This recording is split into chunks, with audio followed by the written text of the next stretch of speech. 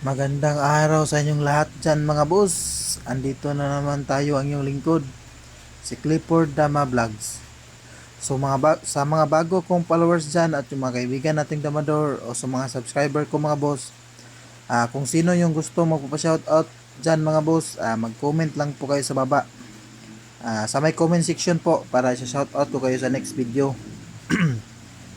At kung sa mga bago kong mga followers dyan mga boss, kung hindi kayo nakakita sa mga iba kong video mga boss, pwede din kayo mag-visit.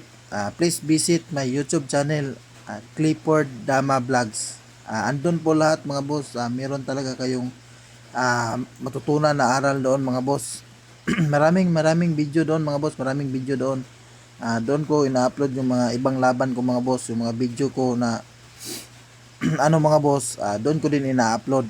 Kung gusto kayong makatingin ng mga bakbakan na masulid din mga boss, pwede kayo mag-visit po doon mga boss sa may YouTube channel, Clifford Dama Vlogs. So naglaro lang ako mga boss sa isang random opening. So may nakalaban ako mga boss, si Master Fidel Alvarado. So bago kami nagsimula mga boss, nakakakilala siya sa akin. So nagsabi siya sa akin na, Master, pwede ba i-vlog mo yung laban namin? So Master Fidel Alvarado, your wish is granted. So ito na po Master, sana mag-enjoy ka sa panonood sa laban natin. Ito na po, ina-upload ko na. Si Master Fidel Alvarado pala ay nakatira sa Cagayan. So shout out sa inyong lahat dyan Master sa Cagayan. Mabuhay kayo dyan lahat mga boss. So ito po mga boss, random opening, naka-set up na po yung posisyon. Tumira lang ako 14-15 mga boss, nag-break lang ako agad ganyan.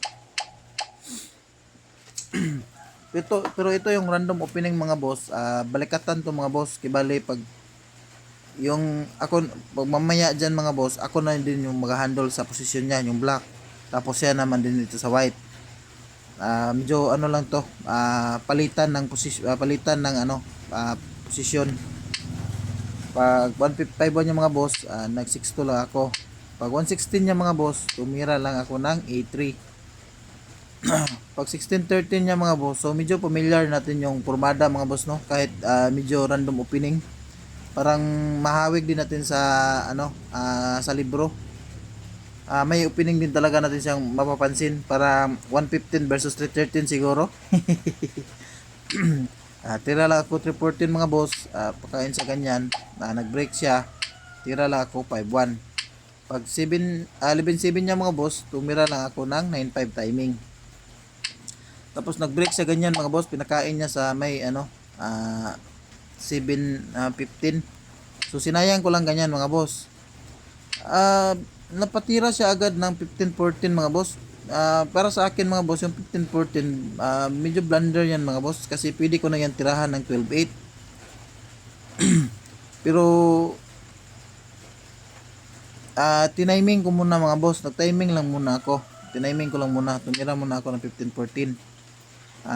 Tinamingan ko lang muna, tapos pumasok pa siya mga boss. So pagpasok pa lang niya ng 14-3 mga boss, malaking ikis yan, double ikis yan, blunder yan. Kasi pwede mo naman sayangin yan na tirahan ko lang 12-8. So wala siyang depensa mga boss. So makukuha mo talaga yan ng libre. Kaya ako ganyan mga boss. So yun nga, walang depensa. Pag 5-1 niya mga boss, tumira lang ako ng 11-6. Pag sayang niya mga boss, tinakpan ko lang.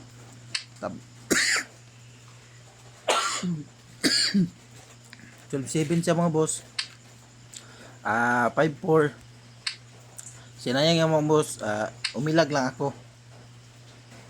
Tapos nagpadalawa sa ganyan mga boss. Pero sa posisyon na yan mga boss, sumuko na po si Master Fidel Alvarado.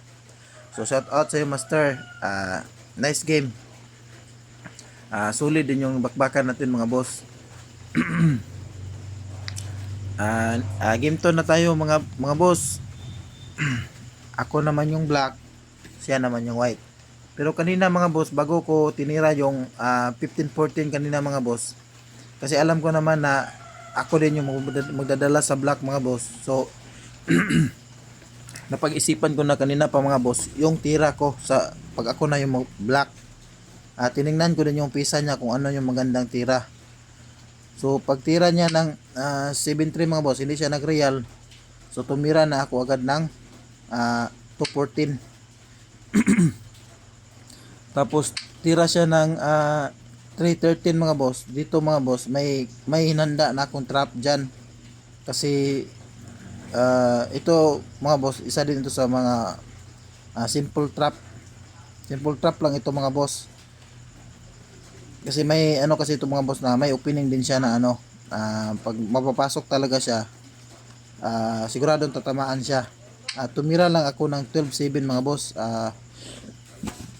May inaantay lang akong tira mga boss na pag ititira niya, siguradong talo na siya.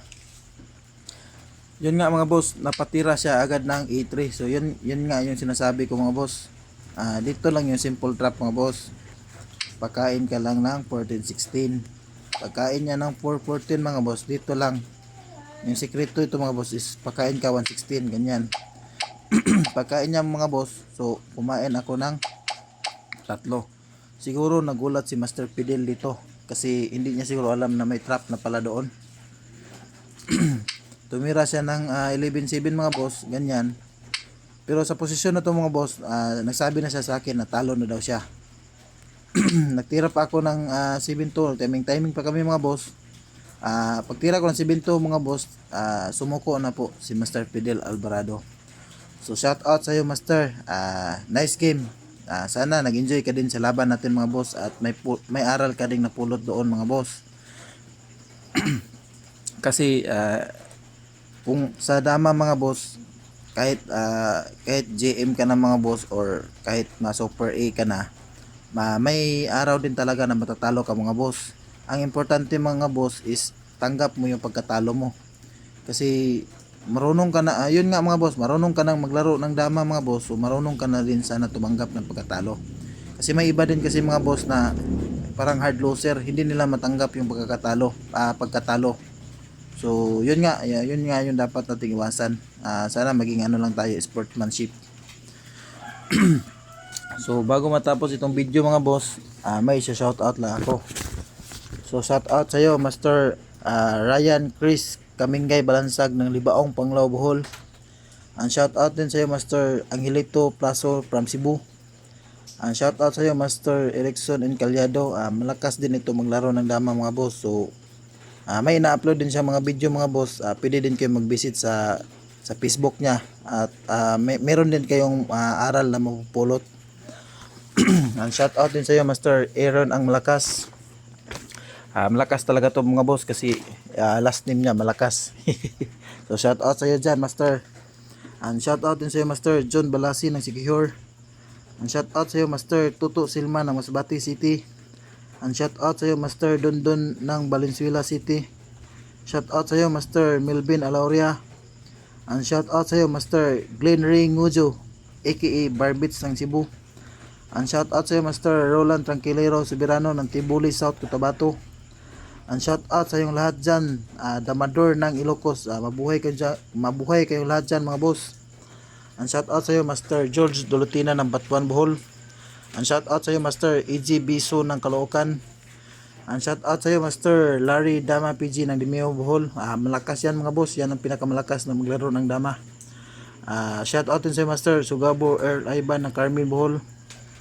Shout out din sa iyo Master Monib Indanan ng Zamboanga City. Shout out din sa iyo Master John Lee ng Palompon Liti.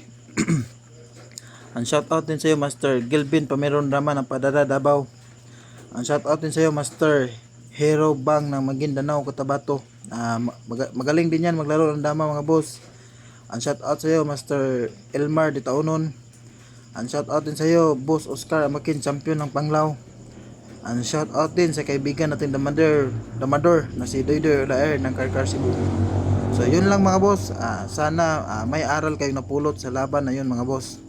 Once again mga boss, kung sino yung hindi nakakita ng ibang laban ko mga boss, pwede din kayo mag-visit sa may YouTube channel, Clifford Dama Vlogs. Andun lahat yun mga boss, yung mga video ko na upload, marami din doon mga boss at may aral din kayo mapupulot. So, yun lang mga boss. Magandang araw sa ating lahat. At God bless mga boss.